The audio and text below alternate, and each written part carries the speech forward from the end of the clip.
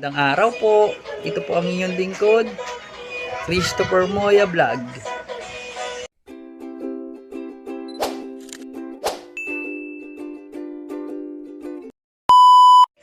Ayun na nga po, isang magandang araw po sa ating lahat at naway gabayan po tayo ng ating Panginoong Diyos. San man po tayo naroon ngayon ay protektahan tayo ng ating Ama.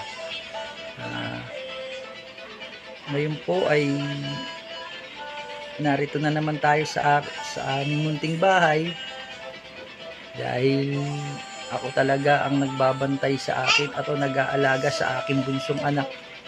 Kasi po, ako po ay hindi pwedeng makapaghanap buhay gawa nga po ng hindi po pwedeng bantayan ng aking anak ng ibang tao.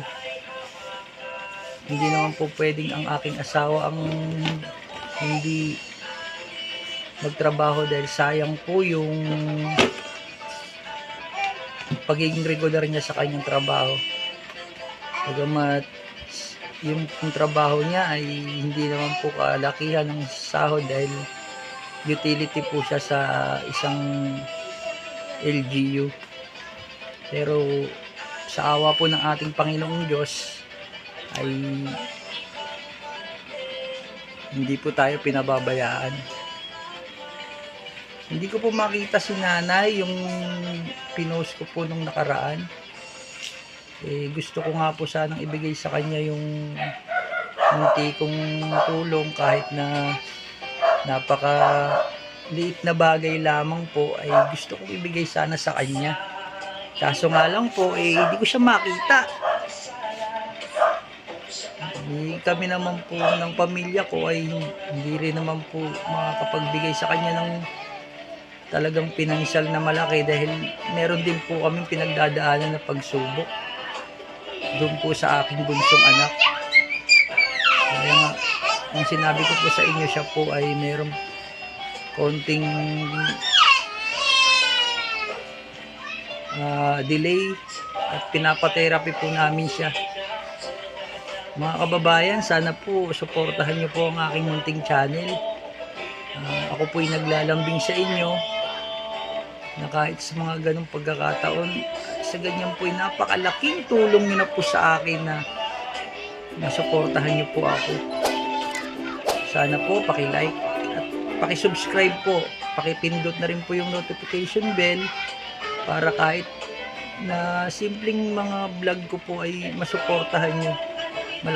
Malaking utang na loob ko po sa inyo at sana po sa mga susunod ko na vlog ay meron pong may mabubuting kalooban na sumuporta po sa akin para na kahit simpleng bagay lamang po na aking naipopost ay matulungan po rin natin yung mga taong nangangailangan.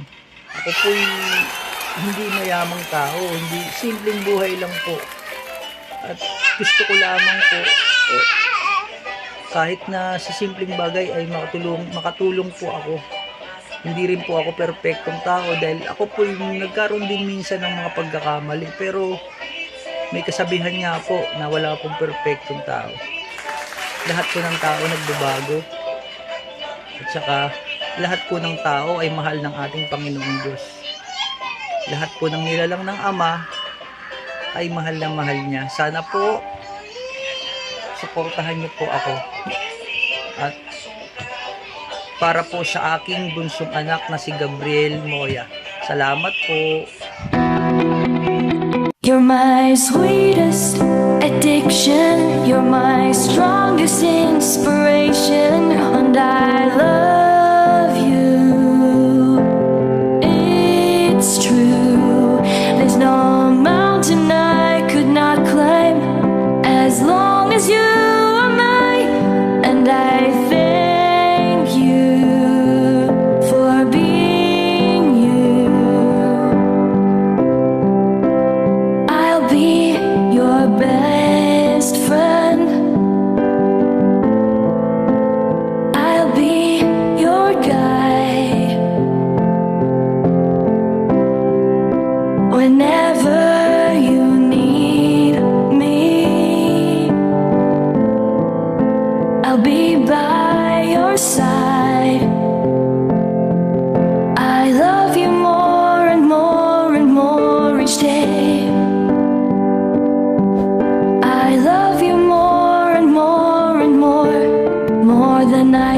and say